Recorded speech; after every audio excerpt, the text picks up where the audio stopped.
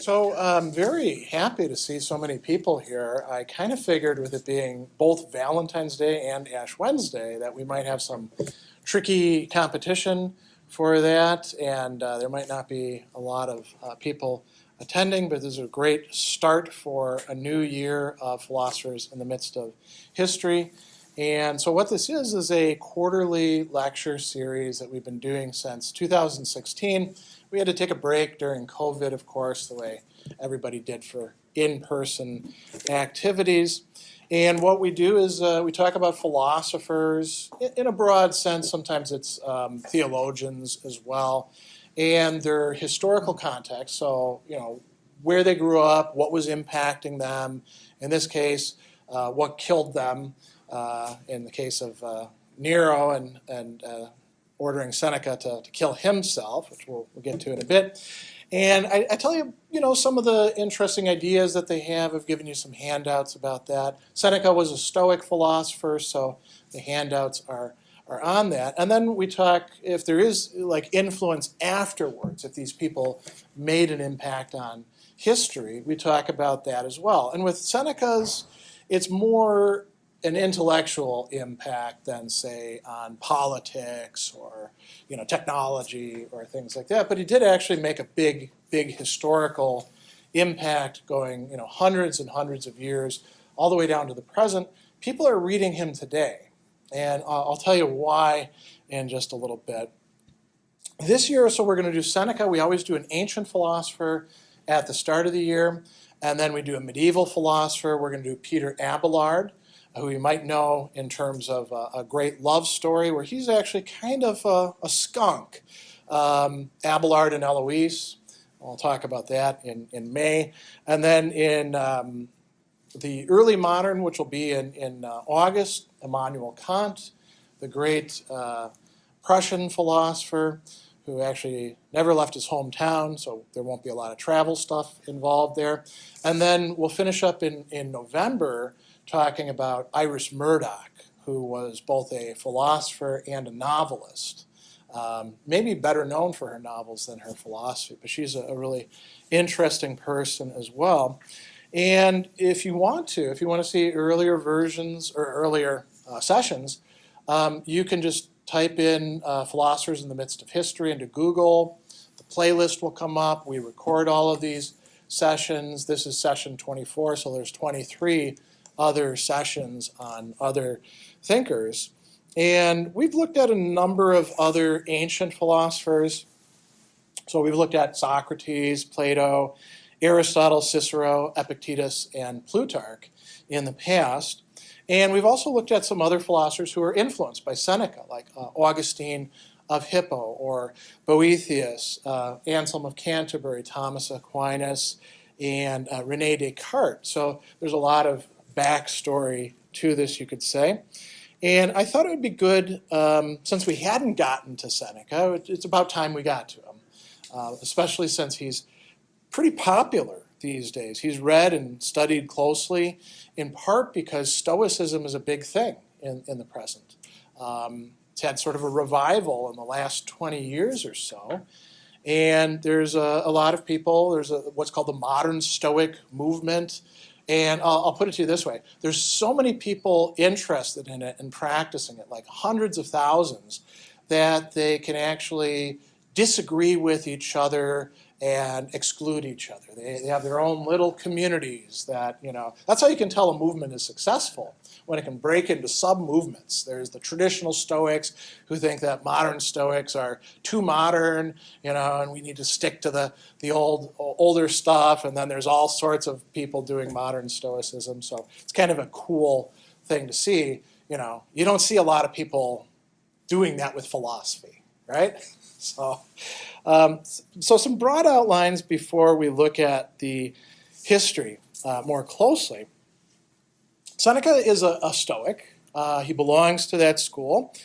And much of the Stoic literature that was written has been lost.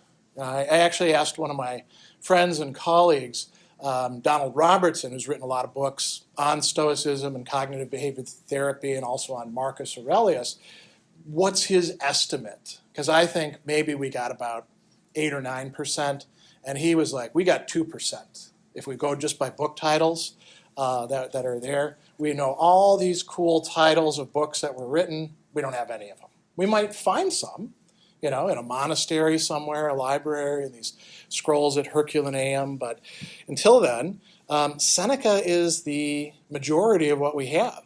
So, that makes him pretty important. He's also a really important source because he tells us a lot about what the early Stoic thinkers thought. And so he's nice not just to read for his own sake, but because he tells us about what Zeno or Chrysippus or Panaetius or Posidonius, or people that you probably haven't heard of and, of course, haven't read because we don't have their books.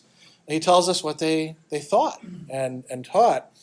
And so he's kind of similar to Cicero, who's another really important thinker, or Plutarch in that way. But he also does this with non-Stoic philosophers, because Seneca was interested in everybody. He's very omnivorous in his tastes. He reads the people that you're not supposed to like the Epicureans, for example, if you're a Stoic. And, he teaches his own thought as well, which is quite important to look at. And when we talk about this Stoic movement, so it kicks off, it's not, the same era as, say, Plato and Aristotle. It's coming a bit later, and it's blending together a couple different schools of philosophy with this guy Zeno of Citium, who's actually not Greek. He's Phoenician, and he shipwrecks at Athens, and he makes a life out of it there. And he teaches in a place called the Stoa Poikile, the painted porch. And that's where they got the name the Stoa from. They're the people of the Stoa, the porch. And, they start doing their thing, and there's different scholarchs or leaders of the school, people running it, and then it spreads out throughout the Mediterranean and even into what we call the Near East today. And the Stoics that we have stuff from are what we call late or Roman Stoics. So we got Seneca, we got this guy Epictetus, who you may have heard of. We've got quite a bit of his stuff. We've got his teacher, Musonius Rufus, and we've got Marcus Aurelius. We don't have much more than that. There's a guy named Heracles that we have a bit of stuff from.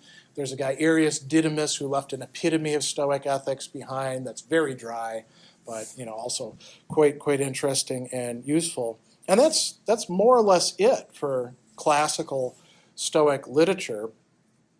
And Seneca is kind of an interesting guy, not just for being able to give us insight about this great school, but that curse, may you live in interesting times. You've all heard that expression.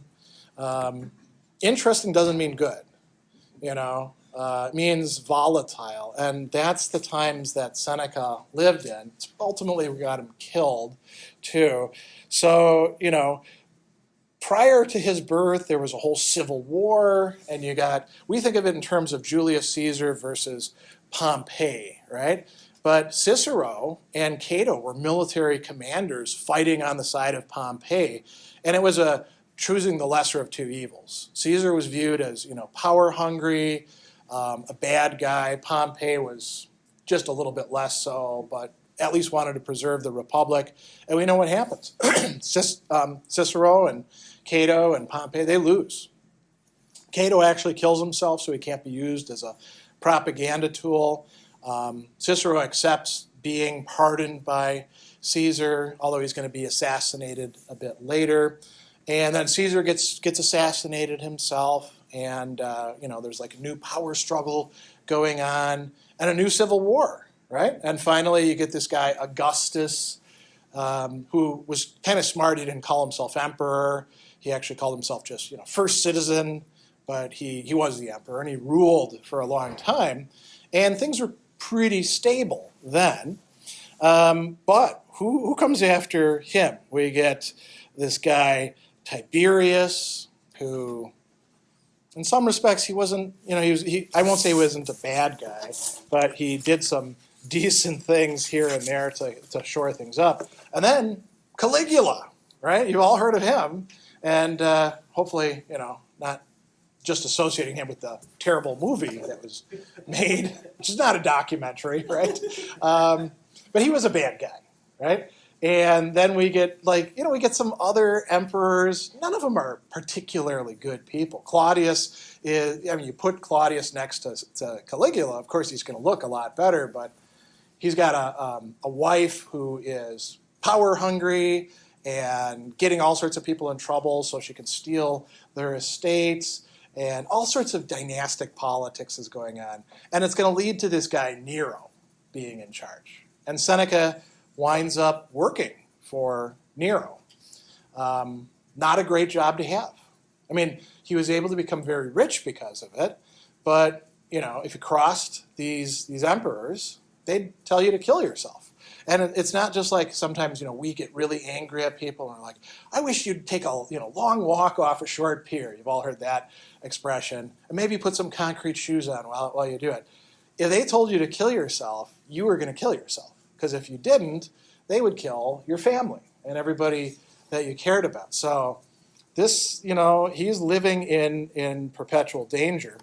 And he's living in a time when the Roman Empire is in formation. You do have a ruler, but you have a bureaucracy, you have a military, right? You have to have all these provinces administered, and all that wealth has to go in different places. There's corruption going on. There's a Senate still, and the Senate could sometimes have power. It becomes progressively less and less. So there's this entire class system. It's also a slavery-based society, but anybody could become a slave. It's not like slavery that we had here in the United States where it was tied to race. As Seneca will point out, if you're lucky enough to be a master, just remind yourself that tomorrow you could be a slave. Your fortune could change.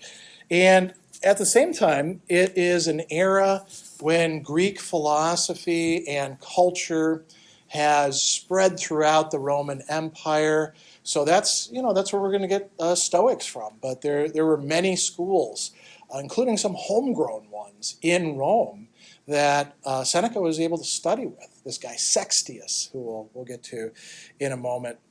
So Seneca's growing up in this. This is the context of his development. He starts out in Spain, but he's in Rome pretty young. And I'm going to read you a little passage from his work on the shortness of life. So this gives you an idea of what he thought about philosophy. He says, of all people, they alone are at leisure who take their time for philosophy. They alone really live. They're not content to be good guardians of their own lifetime only. They annex every age to their own. All the years that have gone before them are an addition to their store. All those people, glorious fashioners of holy thoughts, were born for us. So, previous philosophers. They've prepared a way of life. By other people's labors, we're led into the sight of things most beautiful that have been wrested from darkness and brought to light. From no age are we shut out. We have access to all ages. And if it is our wish to pass beyond the narrow limits of human weakness, there's a great stretch of time through which we may roam. We may argue with Socrates. We may doubt with Carneades, the leader of the academic skeptics. Find peace with Epicurus. Overcome human nature with the Stoics, exceed it with the Cynics. Since nature allows us to enter into fellowship with every age, why should we not turn from this paltry and fleeting span of time and surrender ourselves with all our soul to the past, which is boundless, which is eternal, which we share with our betters? So this is a philosopher talking about the joy and consolation that can be found in studying other people's philosophy. And notice that he doesn't say, well, only study the Stoics. He's saying study them all. Whatever actually appeals to you. He says that we can be friends with them. We can take them on as mentors. Now, he's saying that at a time when, there's about 500, 600 years, maybe a little bit more of stuff to look at, right? This is something that we could do in the present. We can do this with Seneca. We can do this with Marcus Aurelius. We can do this with René Descartes. We can take on their mindsets.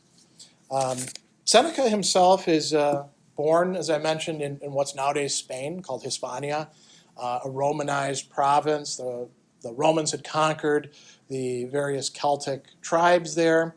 And Seneca's dad and mom are both born there. They're both, Roman citizens. And his dad has kind of made his mark in Rome as a rhetorician. And so he's got, kind of a good reputation. Their gens, what we would call their family, their clan, was originally plebeian. And if you know what that means, lower class as opposed to patrician, which was the big conflict early on. But they'd moved on up. They were what were called equites. We translate that as knights. So they're kind of solidly middle class. These are the people who don't have, blue blood, but they're somebody. And Seneca, fairly early on in his life, is going to be taken to Rome, and that's where he lives most of his life. And here's where we get something kind of interesting. And I'll mention, before bringing this up, there's a lot of things we don't actually know about Seneca. When you look at the timeline, a lot of question marks there, because we don't know when these particular works were published. Historians will be like, well, between this year and this year, and it's like a 10-year span, right? Or when did he do this? Yeah, we don't know, We don't even know the name of his aunt, who is very, very important in his life, who takes him to Rome and will later on take him to Egypt. And this is a big travel, right? This is like going to a totally foreign place later on. We don't know her name. We don't even know what relation she is. According to some sources, Seneca's mom was an only child. So people are like, well, must have been related to, the dad. But could have been a stepsister. Nobody knows. All we know is she was an important person in his life. So, they go to Rome, and there he's going to study, and he's going to receive what we call liberal education. And just a little excerpt from one of his letters. He says, this is in letter 888, "What are the liberal studies? Do they contribute nothing to our welfare?" And Seneca says, yeah, in all sorts of respects, but not with respect to virtue. Studying rhetoric, studying grammar, studying mathematics or things like that doesn't make you a better person. It just makes you well educated. And so, people might say, well, then it's no good, right? And he says, no, it's good to do. They don't conduct the soul on the way to virtue, but they set it going in that direction. So he studies these things that a young, well-educated Roman would get to study. And it's sort of like going to private school in our time, right? Or a good public school. And then he's going to study philosophy. And he studies with two really interesting sets of people. So he studies with this guy, Attalus. Attalus is a Stoic. And Attalus is a guy who lives it out. And why does he live it out? Because he got screwed over. Like so many people in Roman society, there was this guy, Sejanus, who was a big official and in charge of the Praetorian Guard and could kind of push people around. And he took Attalus' stuff. And there was nothing Attalus could do about it, right? I mean, he could have complained and then got himself killed as a result. So what does he do? He lives a life of poverty. He teaches Seneca.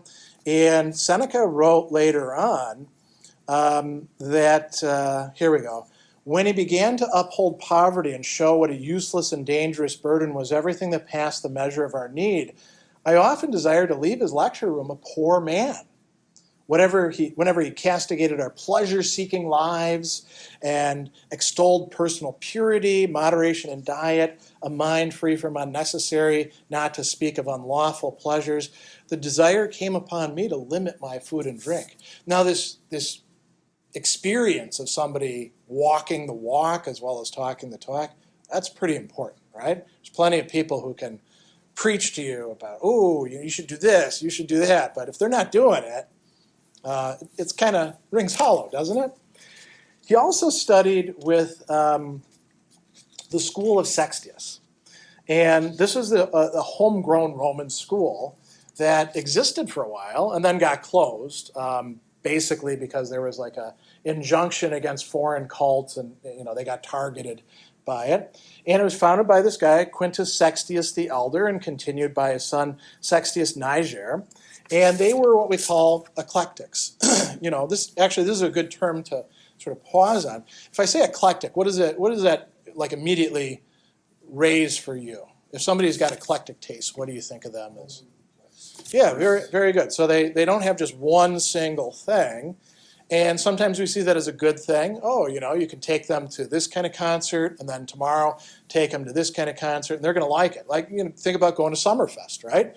And walking around. So a little bit of country over here. Here's a hip hop band. Here's some hard rock, and they're like, "Oh, this is awesome." What if somebody has eclectic taste in food? They don't have a fixed thing, right?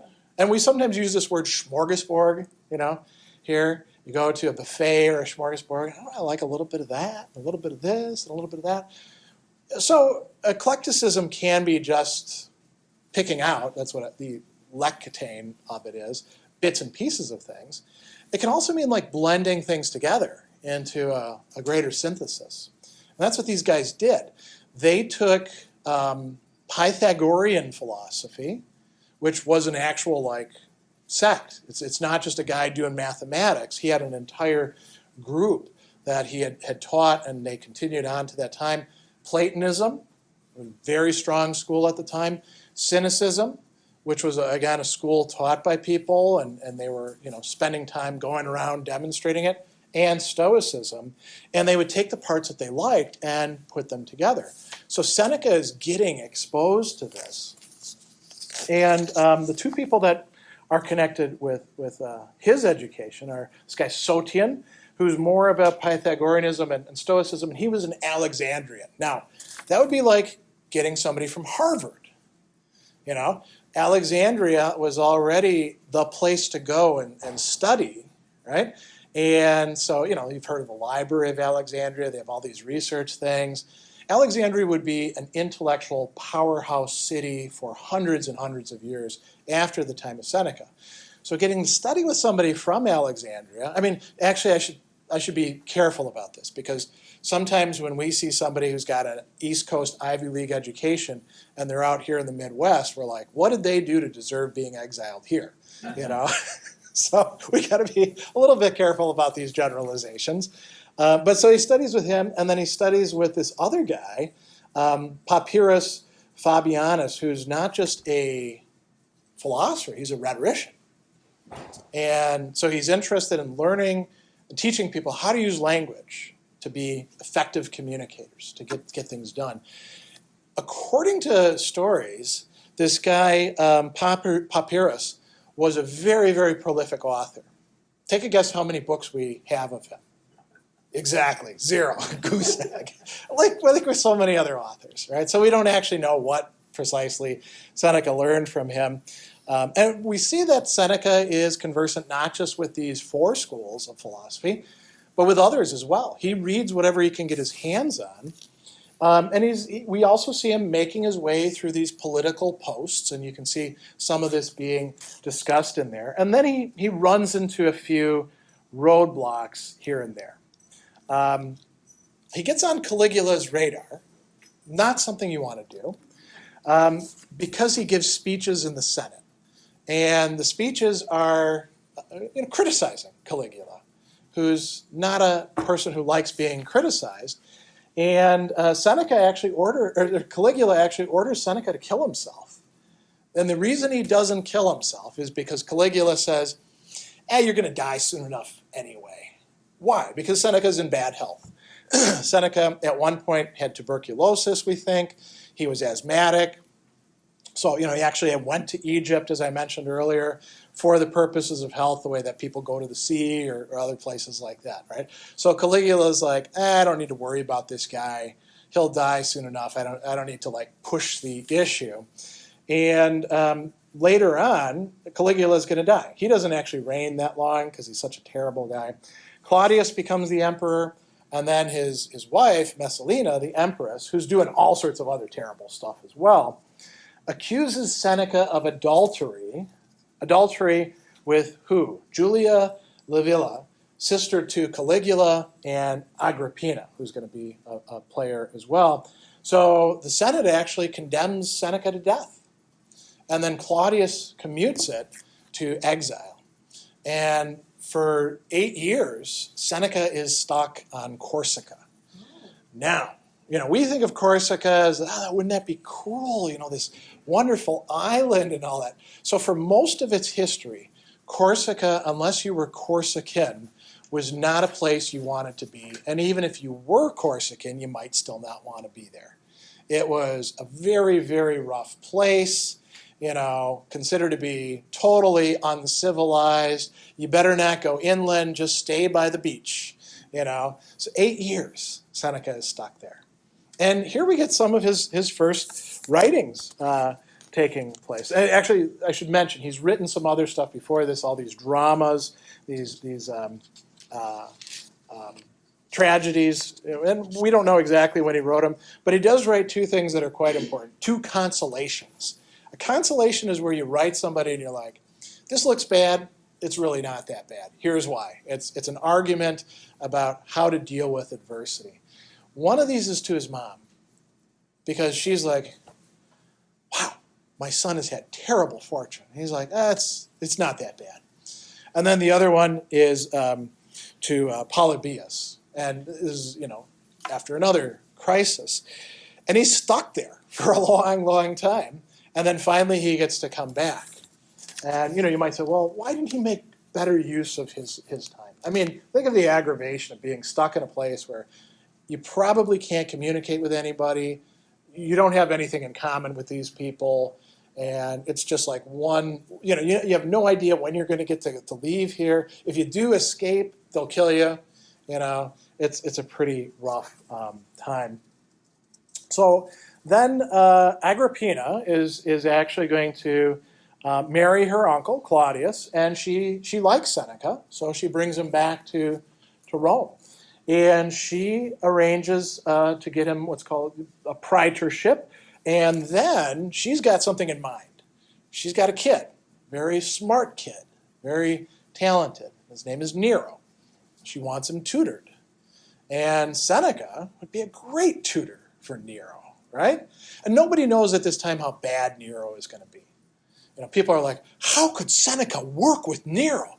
Well, we didn't know. He didn't know. Later on, Nero's going to kill quite a few people, including his mom, or at least have her killed. So, we see Seneca now is in the power structure. Seneca gets attacked by this senator, Publius Sullius Rufus, who, is probably not entirely off base. During the time working with Nero, Seneca's making a lot of money. And this guy says that Seneca is essentially, engaging in some sort of corruption. He's charging high interest on loans throughout Italy. He also says that Seneca is sexually corrupt and that he might have slept with Agrippina. And Seneca, because of this, is able to bring countercharges. And, he winds up winning. And Sullius is prosecuted for corruption. Half of his estate is confiscated. He's sent into exile. So, crisis averted on Seneca's part. And, we see him writing some of his treatises in this time. Again, do we know when he wrote, say, On the Shortness of Life or On Tranquility of Mind? We don't. And so Seneca is eventually going to become Nero's advisor. And, again, not a great job. He's got help. So long as Bursus is alive, they can kind of, coordinate and keep Nero reined in. And Nero is already doing stuff that Seneca is going to kind of gently call him on. So Claudius, winds up dying. He leaves a son, Britannicus. And at that time, Nero and Britannicus are supposed to share power. Guess what happens? He gets poisoned, yeah. And, is it definitely Nero who did it? Well, we're pretty confident about that. And this is where Seneca writes a book called On Clemency, or it could also be called On Mercy, right? Not abusing your power and being cruel to people that you don't like. And he's praising Nero in this, as if Nero is a good guy. And it's more like, this is the guy I'd like you to be. Let's not, keep doing all this dirty stuff that you're doing. Eventually in 59, Nero's mother is going to be killed, and Nero is strongly suspected, not just a little bit suspected. And then things start to go downhill in 62. Burrus dies. Seneca is the sole advisor. Nero is getting more and more autocratic and erratic. And Seneca says, hey, I just want to retire. Can I leave? And Nero's like, your resignation is not accepted. So he's stuck there now, still working with Nero. And he writes on leisure at that time. He also writes these letters. He begins the letters that he's best known for. These are sometimes called letters to Lucilius, or moral letters, or letters to a Stoic. They're all just letters, and it's a letter collection. And he starts firing these off to this guy who is, kind of an important person himself.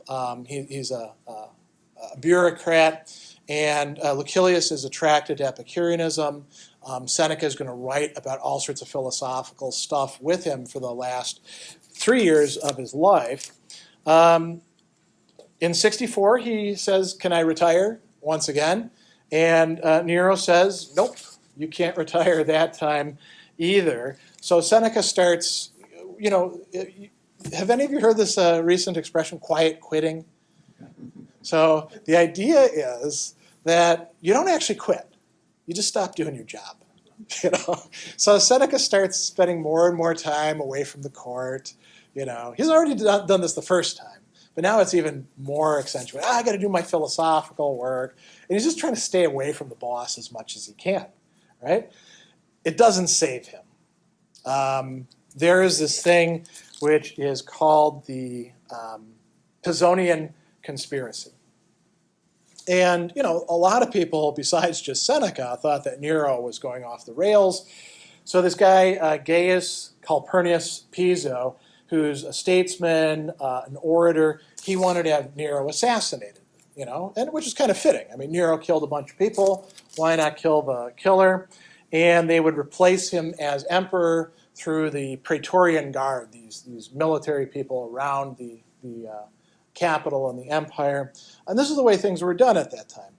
So they enlist a bunch of senators and equestrians, knights, and soldiers, and then things fall apart. There is a woman named Epicharis, and she divulges part of the plan to this guy who's a naval commander, Vulcius Proculus. Proculus is complaining that Nero has been giving him, the cold shoulder. So she's like, hey, you want to get in on this conspiracy? And he's like, yeah, tell me more. I want to hear all about this. And then once he's got the information, he turns her in. She's tortured. She actually hangs herself to escape the torture. Now this means that the plot needs to speed up. So they're getting, a little bit sloppy with it. And they want to murder Nero at the games in Rome. They plan to, carry that out, and then they're going to conduct Piso to the Praetorian camp, where the guard would acclaim him as emperors. And, people reveal the plan, and then this guy, Epaphroditos, who's Nero's secretary, finds out the information, turns it over to Nero, and they're all arrested. So, what do you think happens to them? Well, some of them are just plain old killed. Some of them are ordered to kill themselves. Some of them are just exiled.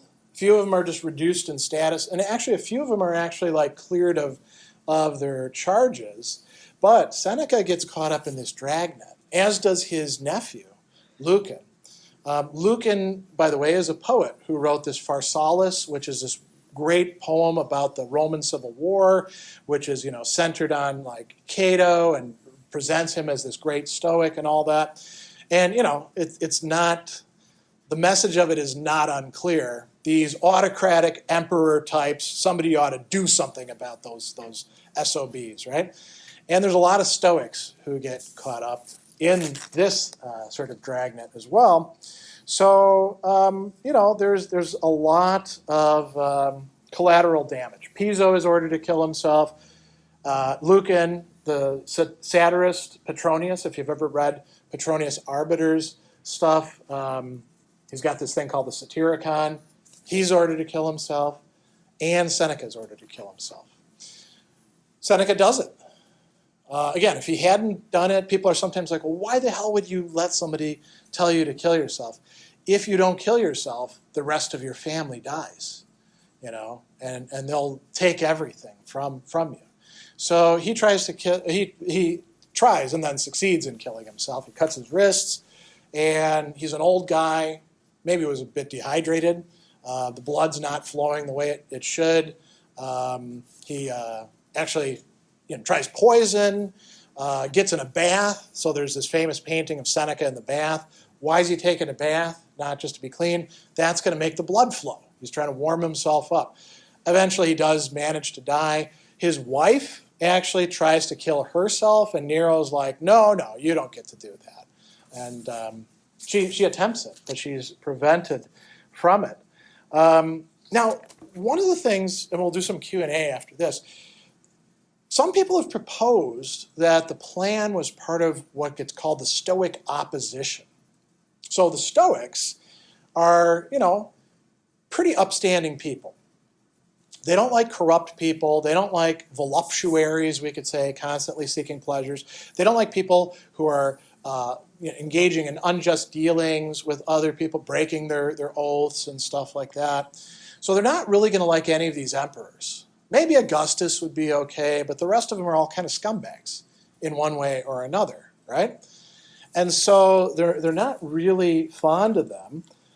They also don't like arbitrary and immoral use of power. They view that as a really big problem.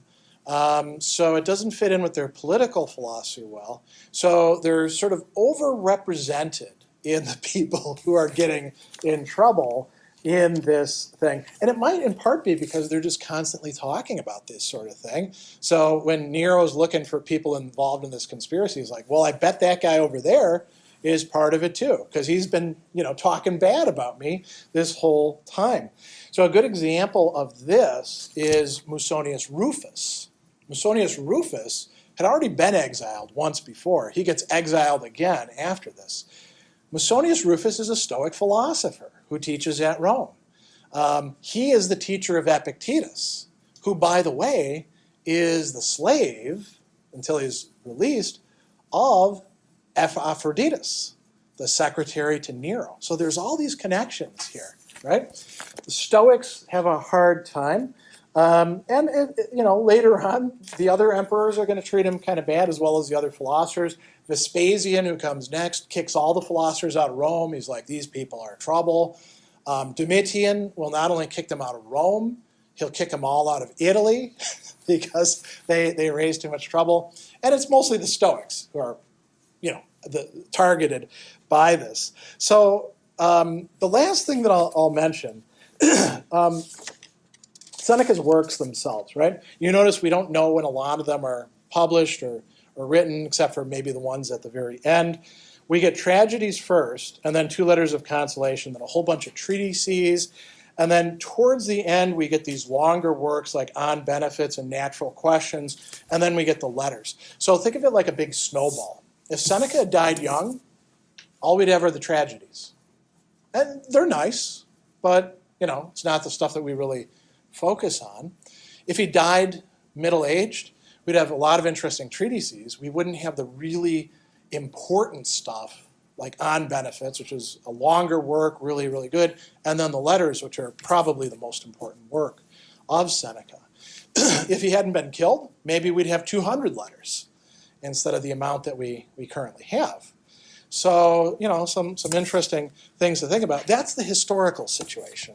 So before we plow further, any questions about that stuff that's raised? And then we'll talk about his philosophy and influence. There were interesting times, right? Yeah. Tell me a little bit more about the Pisonian Conspiracy? How do you spell Pisonian? Piso. Oh, Piso is P-I-S-O, so just Pisonian. Okay. And, this sort of thing was bound to happen sooner or later. You get two kinds of conspiracies in dynastic imperial politics. One is where they're just cynical and they're like, let's replace this guy with our guy, right?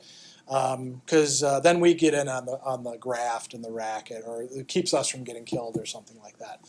Then you have conspiracies where they're like, somebody has to do something about this. This is really bad, morally speaking.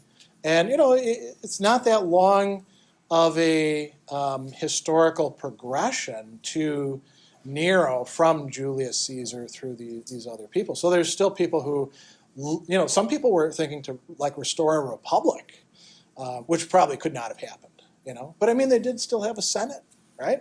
So there's possibilities. And the Pisonian conspiracy seemed to be more of these high-minded things.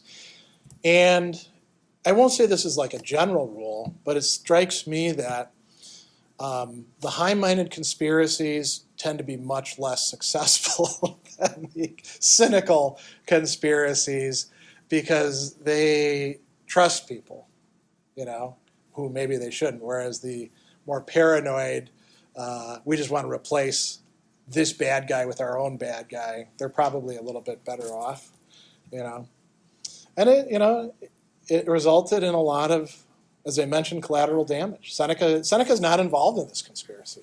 He's an old guy. He doesn't have any interest in that. Not that he would have minded Nero getting kicked out, right? Actually, Nero is going to come to a bad end. He is going to be, friendless, condemned to death, gets killed, So it just didn't happen in Seneca's time, unfortunately. For Seneca, yeah. So were his tragedies, were those based on the Greek plays? Yeah, so they're reworkings, a lot of them, of the original Greek plays and legends and stuff like that.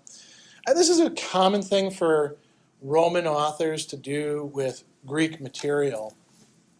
But, Seneca will introduce his own twists to things. Medea is a really popular character because then you can talk about, Medea was known in ancient times for being an example of anger or the desire for revenge, even against knowing that it's the wrong thing to do, taking over a person. Right? So it's a character that you can do a lot with, right?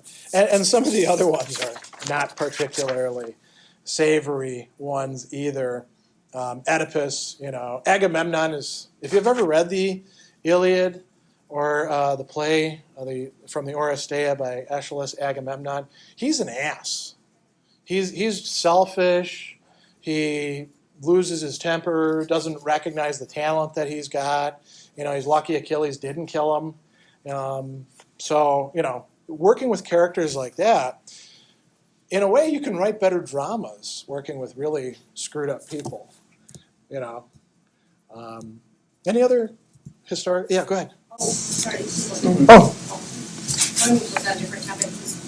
Given what was going on in Rome with St. Paul at the same time. And when you read On Providence, it reads. Yeah, we're going to come to that in just a bit. So, yeah. And I'll pull the veil back a bit. There's even a fake correspondence between Seneca and St. Paul. That's going to play a big role in his influence later on. Yeah. Does he get criticized for living a life that's kind of different Yes. from the philosophy? Yes. He's kind of rich. As a matter of fact, that's one of the beefs that a lot of people perennially have with him in the present, in the Stoic movement. There are people who they're like, Epictetus, yeah, he's a good guy because, he was a slave. He didn't get too big for his britches, so to speak. He had a school and just kind of did his thing. He actually lived the life that he's preaching. That Seneca guy, it's really easy to talk about how you can deal with poverty when you don't have to experience it. There's lots of criticisms that can be made. Seneca actually does talk about the fact that you can be rich and still live a Stoic life if you're not that attached to the riches. If he did, in fact,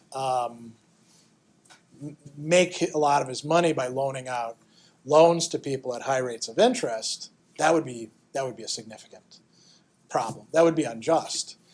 But we don't know. The guy who made the accusations was kind of a bad guy himself and seems to have been self-interested. And part of the problem with Seneca is we don't have a lot of historical sources one way or the other on a lot of these questions. I mean, did he have sex with Agrippina? That seems pretty unlikely. Seneca was pretty not very interested in sex, period. So probably not an issue. But he did seem to like to make money. So yeah. Well, let's jump into talking about his ideas. So he's a Stoic, as I mentioned. He's not what you could call a doctrinaire Stoic. Some of them considered him to be not Stoic enough. And he tells us what the Stoics thought. Sometimes he'll actually criticize their views. If he thinks that they've got something wrong, he'll call them out on that. So he's not a party follower, you could say. He's not on Team Stoic. He's a rational person. He's also going to be very receptive to what other schools got right. So he'll take stuff even from Epicurus. And that would be just we're all, I think, of an age where we can remember viewing the Soviet Union or the Russians as the central enemy, and basically anything that could come from there must be flawed and stuff like that. That's the way the Stoics tended to view the Epicureans. Seneca will say, if they've got something good, let's sneak into their camp and steal it. Good thoughts are good thoughts, no matter who they come from. So, he's going to be criticized for that. He is a really helpful source for knowing what other philosophers said or thought about a whole bunch of different things, not just in ethics, but in metaphysics, in what we call metaphilosophy, which is philosophy about philosophy. How should we break it down? How does it relate to the other arts? Natural philosophy. He uses a lot of great examples from everyday life and people's conduct, as well as historical examples. So when you read him, he's very relatable. Sometimes you have to be like, well, who's he talking about here? Because we don't know the history as well as somebody living in that time. But he's devoted to an intellectual life that is lived, what we call philosophy as a way of life, as opposed to just a mere academic study. And I think that's part of what also made him attractive to people forever. Now, as a Stoic, he is, and this is where some of the handouts might be useful, he is committed to this idea that moral virtue, goodness, is the only true good, or at least the principal good, and moral badness or vice is the bad. And everything else in between, it can have value, but it's strictly speaking what they called indifference, adiaphoria. Things that don't make a difference to your genuine happiness or misery. So this is something that the Stoics really did believe, and so did a lot of people in ancient times. Plato believed this, Aristotle believed this. The Epicureans even believed it. They said, if you want to have a pleasant life, you have to have these virtues. If you have vices, you're going to be badly off. And so what are these? They tended to talk in terms of four of them. Wisdom as opposed to foolishness. Justice as opposed to injustice, greediness, breaking contracts, that sort of thing. Courage as opposed to cowardice. And then a word that we usually translate as temperance, but you could translate it as self-control or moderation, as opposed to intemperance or self-indulgence. And you might say, that's kind of a short list. What about kindness? That's part of justice for the Stoics. It's actually half of justice, according to Cicero. who's drawing on Stoic texts. Or what about like diligence, patience, perseverance? Part of courage, part of the way in which you stand up to adversity. And so all the other things that we tend to think of as good things can be brought into this 4 cardinal virtues, 4 principal vices sort of arrangement. It doesn't mean that only the virtues are good and only the vices are bad. Stoics also thought that genuine friendship, a good thing, right? You should try to cultivate genuine friendship. But you can't have that with a bad person. And you can't have it if you're a bad person either. So, if you want to have good relationships, you better become a good person. Everything else in the middle are what they call indifference. And you can oppose these to each other. Some of them are what they call preferred, meaning all things being equal, let's have this. And then some of them are rejected, meaning all things being equal, let's have this. But they're not going to make you good or bad or happy or miserable. So think about money. Is it better to have money than not to have it? Better to have it, right? Provided you're not like screwing other people over and worrying about your money all the time. Money, a lot of people think if I just get a lot of money, I'll be happy. And the ancients already realized, no, because now you're going to worry about holding on to your money, right? And you put it in the bank and you're like, what if the bank goes under? Now you're anxious about stuff. But wealth is fine. It's just not what makes you a good person. And poverty doesn't make you a bad person. I mean, it can put you in situations where you're tempted to do bad things, but you can resist those temptations if you choose to. Or, good health, bad health. Something probably all of us are familiar with. I've got chronic pain that I deal with that probably isn't going away, but that doesn't have to ruin my day. And it doesn't make me a bad person because of it. I can actually decide what to do with it. I can approach it virtuously. I can say, I'm not going to yell at my students because my knee is hurting or something like that, right? Or my wife, or pick whoever else you want, the person on the street. What else? Pleasure. Pleasure is, viewed as a good thing. Pain is a bad thing. But, you can live a life that's relatively painful and it can still be a good life. You can have a pleasant life and still be a scumbag. And you might be a scumbag precisely because of how you pursued those pleasures, right? And so we could go on and on. And here's where the Stoics get really hardcore. Life, death. Even being living or dead. It's not something that has moral value. It's how you're living that life, how you use the indifference. And so, Seneca is very committed to that idea. He also says he talks about emotional states. So we shouldn't make our joy or our happiness depend on these things that are externals or indifference, things that are outside of our control. If we want to be genuinely happy, it's got to come from stuff that's within us, which means we got to be good people or we're going to be unhappy. And bad people, they try to make themselves happy, understandably so, because we all want that, but they take the wrong path and they screw themselves up in the process. So he's also got analyses of the emotions. He writes a whole book on anger, which is very interesting. It's one of his longer texts. And the Stoics believed, as did many of the other ancient philosophers, in what we can call a therapy of the emotions. As a matter of fact, cognitive behavior therapy and the cognitive revolution, rational emotive behavior therapy, some others, they draw upon Stoics. Seneca, Epictetus, Marcus Aurelius. There's other, psychological movements that drew upon other people. Positive psychology draws upon Aristotle and Epicureanism. We could go on and on and on with this sort of thing. Why would they do that? Because these ancient philosophers actually had very well-developed theories about the emotions, how they work, what our triggers are, how we can modify them so they're not bothering us so much. Think about fear, for example. We all feel fear. There are a very rare group of people who don't feel fear as a bodily reaction, except to one thing. There's a total side note.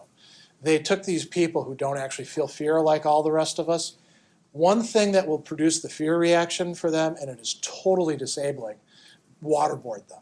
When they feel like they're drowning, their body, and they're not used to handling fear like the rest of us, right? It is totally overwhelming for them. The rest of us, we're scared of things. We get out on the road, maybe we're scared about what other drivers are doing. You're even worse, next to a semi, and it's kind of wobbling around. You're like, I hope that person's not on meth.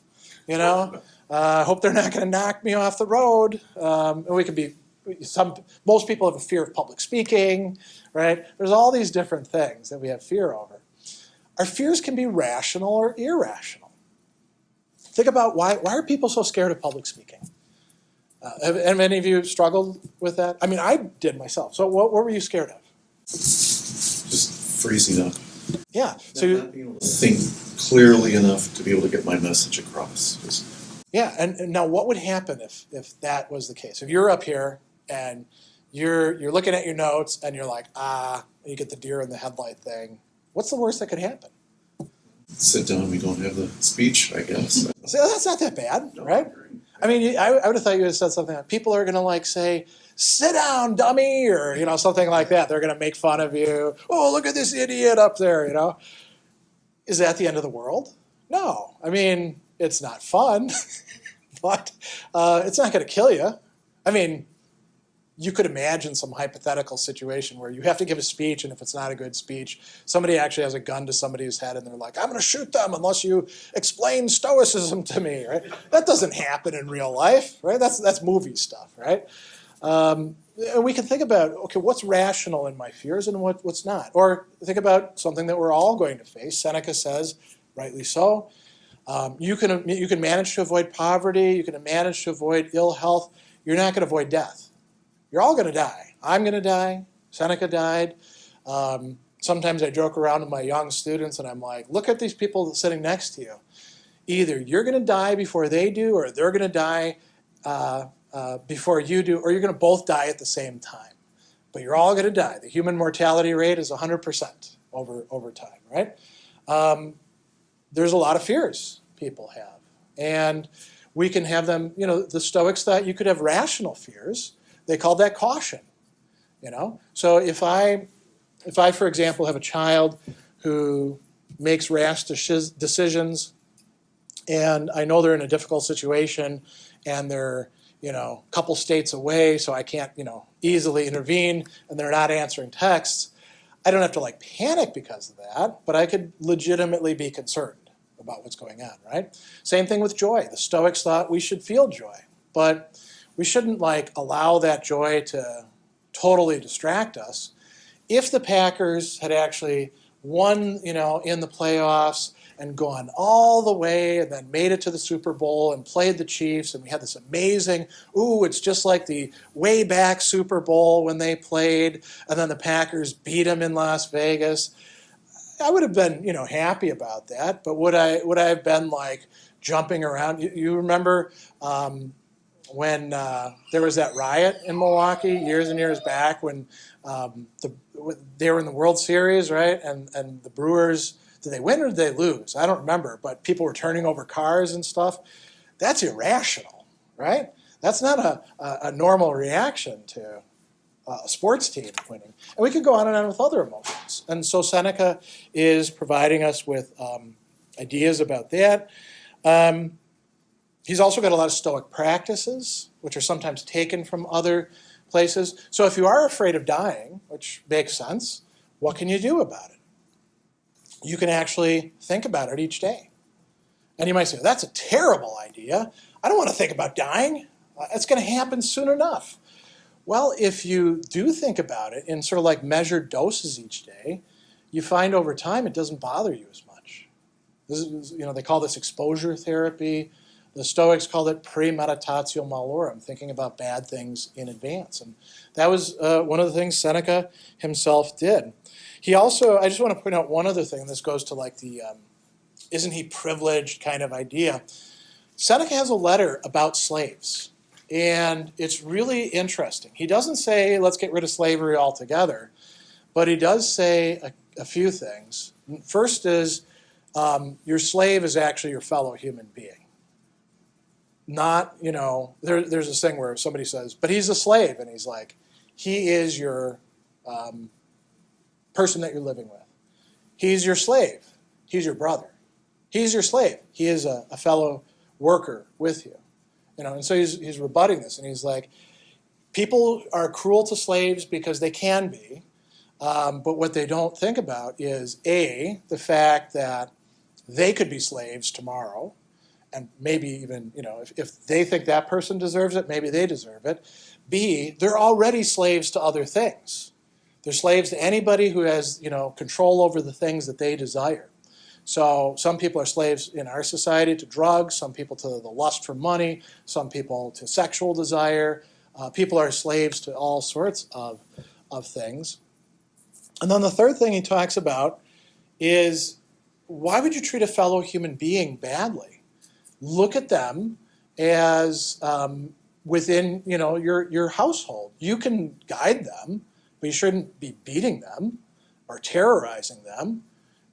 Explain to them what you're trying to do and treat them as humanely as possible, because that's what they actually deserve as human beings. So he's not contesting unequal power relations as such, but he's saying a lot of this is very arbitrary and temporary. Let me see, how are we doing on time? Any questions about these Stoic ideas? Then we'll talk about his influence, and we'll talk about Paul and things like that. Or should we jump right ahead to that? Well, so let's talk about, he dies, right? And why are we talking about Seneca today? Because he still matters after he dies, and not just in an antiquarian way.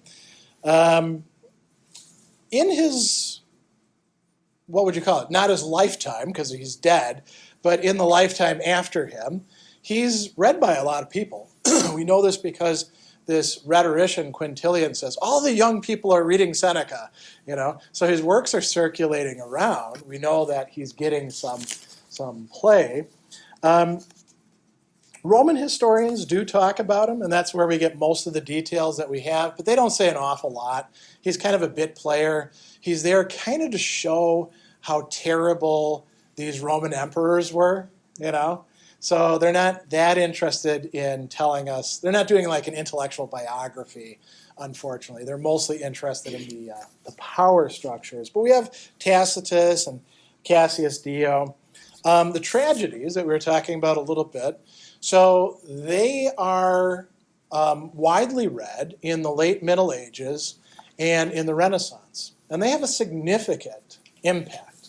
People like these tragedies, and they use them as source material and models for how to do tragedy right. So, who's influenced by him? William Shakespeare, right? Corneille, Racine in the classic era in France. People are engaging with him. I can't actually say that much about them. I haven't read all of them myself. I'm more into the philosophy stuff. But there are people who do work on Seneca's tragedies, and they're considered, not bad. They're not like the best, but they're not bad, Now, the real payoff, I would say, is in medieval philosophy and theology, and then afterwards in some other stuff. And Seneca winds up being an important thinker. And here we get to Paul, right? So some of Seneca's stuff sounds very, very similar to Christianity. And there's, later similar things. If you've ever read Boethius's Consolation of Philosophy. Now, Boethius is writing several hundred years later, after the fall of the Roman Empire. Boethius is a Christian author, but he's also a philosopher. And there's nothing about Christianity in the Consolation of Philosophy. You could look at Seneca and you could be like, well, he's not talking about Jesus Christ or anything, but he is saying a lot of stuff that lines up with Christian teaching. And what cemented that is this fake correspondence between Seneca and St. Paul, which took in some people. like St. Jerome and Augustine of Hippo. They thought this was authentic stuff. So if that's the case, what does that mean? Seneca's one of our guys, and he's reliable. So even if he's not like saying exactly the right stuff, and he does say a few things that are, concerning, like there's a letter justifying suicide. Well, we could put that aside. We'll just look at the good stuff, right? He became somebody who was considered to be a proper moral authority. There's a guy, St. Martin of Braga, which is over in what's nowadays Portugal. Braga was a really important cathedral seat at the time. As a matter of fact, if you don't mind a little bit of digression, there's Portugal is not a big country, and it's only got a few cities. And there's this saying, and I'm probably getting it out of order.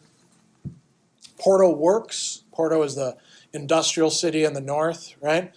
Lisbon plays. Lisbon is the capital. Coimbra studies. That's where the great university is. And Braga prays. Braga is a cathedral town. And I've actually been in there. I got to take a tour of it. It was quite impressive. So Martin of Braga in the 500s is taking some of Seneca's works and like reformulating them. He writes On Anger and a formula of which could translate as of the honest life or the upright life. That's probably from a lost treatise of Seneca. And there's other people who are taking Seneca's works. So in the Middle Ages, in the West, after the decline and then fall of the Roman Empire and the invasion of these barbarian groups that will take over become the emperor themselves for a little while in Rome or take over in other parts, it's the monasteries that are really carrying out intellectual work. And that means, teaching. Cathedrals are also an important place. So if you hear somebody being a canon, there's somebody working at a cathedral. And then eventually we have universities rise, right? Like in Paris and in Coimbra, in various places throughout the Western Christendom, they would call it. And Seneca's works are going around in two main ways. So the monks would copy stuff, right? And that's a task that they could be set to and is very, very important for transmitting information. Books that were not copied would be lost. This is how we actually lost much of the literature of antiquity, right? So the monks copying Seneca's works are what keep them in circulation. Circulation for a long time means what are called florilegia, where it's sort of like sampling. Like when you make a mixtape, you're like, I like a little bit of this, a little bit of this, a little bit of this, and you make a book, and it's got here's some Seneca, here's some other people, and that's how a lot of his treatises got passed on. But those letters, they got copied. Not always the whole letter collection, right? But the first 88 of them, for a long time, were available. So monks would read him, and there's philosophy in there, and it tells you about other philosophers. So even though they'd lost Aristotle for a long time, except for just a very few texts, they could see what Seneca said about Aristotle, or Cicero, who's another person who's copied as well. And with the Renaissance, we see his books circulating around, and more people reading him. And one reason was they liked his style. Now he'd get contrasted against Cicero. There's a lot of people who are like, Seneca's great, Cicero's greater. Cicero's gold, Seneca's silver. They're both good, right? But they're both writing in Latin too, so they're giving you models and all of that. But we get this guy Petrarch, very early Renaissance figure. Petrarch was devoted to Seneca, and he was like sifting through these texts and helping to reconstruct the genuine texts from what might be spurious, and he ends up, rejecting some of the texts. He did accept the correspondence with Paul. Later on, they'll be like, yeah, this ain't true, But Seneca starts catching on again in the Renaissance. Dante places Seneca along with Cicero in the first circle of hell. And the first circle is a nice place, limbo. You just can't get to heaven, right? But you're not down there and being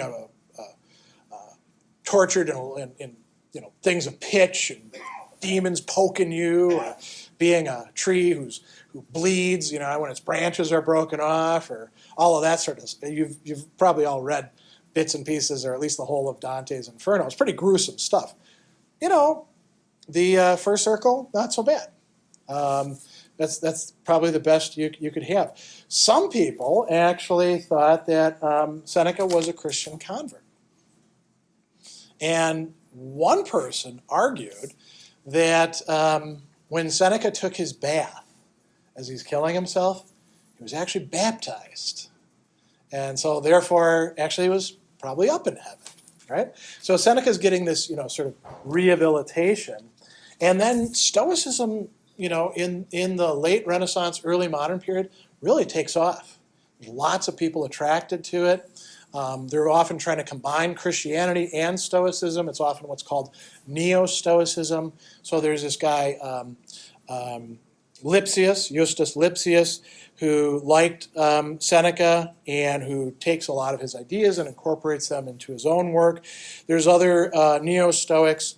And then there's eclectic authors like Miguel de Montaigne, who really liked Seneca, really liked Plutarch, liked Cicero, drew on them, wrote all these essays. They're circulating around. And then even in the early modern period, we get somebody like René Descartes, often called the father of modern philosophy. He corresponds with a princess who's very, very smart, Princess Elizabeth of Bohemia.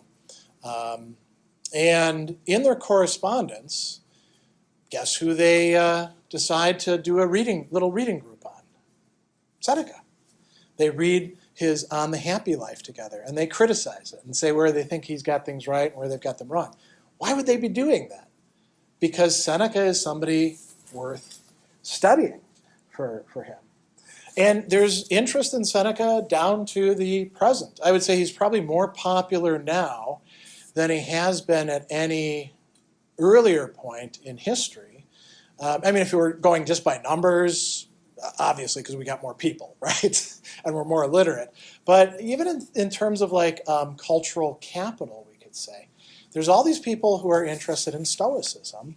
Seneca is one of these very important Stoic authors who preserves a lot of what Stoicism has to offer. So, Seneca's Letters is a best-selling book, along with Marcus Aurelius' Meditations. Unfortunately, Epictetus' Discourses, not quite so much. I really like Epictetus, but, it's a harder sell. But Seneca's Letters is very often, when people are beginning to study Stoicism, you give them that book. And then you've got all these other books. University of Chicago just came out in the last 10, 15 years with some wonderful new translations and beautiful, multicolored jackets that you can put on your shelf. But there's all these other ones floating around. And so there's a lot of contemporary interest in Seneca in the present, using his ideas, incorporating them. And I imagine he'll probably still be getting read quite a lot after all of us have moved on. So I don't know what the 22nd century will hold for him, but we'll have to see. But that's all that I've got for you in terms of notes. But I'm happy to answer any questions or give clarifications, anything that you want to talk about. Oh, thank you. Does that mean that you don't have any questions? Book on benefits was Oh, yeah, it is great. is the best or most famous? Well, I'm not going to say that it's the best, because if I had to pick, it'd be tough, but it certainly would be up there. It's a heavy hitter, and it's about how do we deal with reciprocity in our relationships. So a benefit, we think of it as I give you something, I'm like, would you like a mint? That's just the camera dying. Here, have an Altoid. And then you're like, thank you very much, right? We've had an exchange. And Seneca would say the benefit is not the actual tangible thing. It is the spirit of mind that I've showed in doing that. Like, why would I offer it to you? Am I doing it just because I'm going to have one and I feel bad about me having one if you don't have one? Or do I hear you coughing? Like, I'll actually, I have this like dossier that I carry my stuff in, and I always keep Ricola cough drops in it because sometimes my throat gets sore. If I have a student in class and they're coughing a lot, now I'm doing this partly so that they'll not disrupt the class, but also I don't want them to feel crappy, and the poor kids don't take care of themselves. So I'll go and actually, like in class, I'll like walk over and give them a cough drop. And it's amazing what it does. It creates such goodwill. You know, they're like, this guy actually cares about me, right?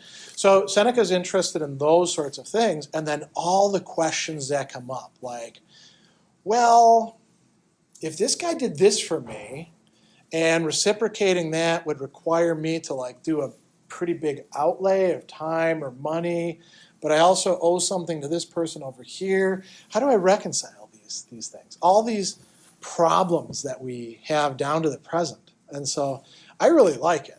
I think it's a great book. I think a lot of people pass over it because they're more interested in let's get to the letters or get to on anger, you know.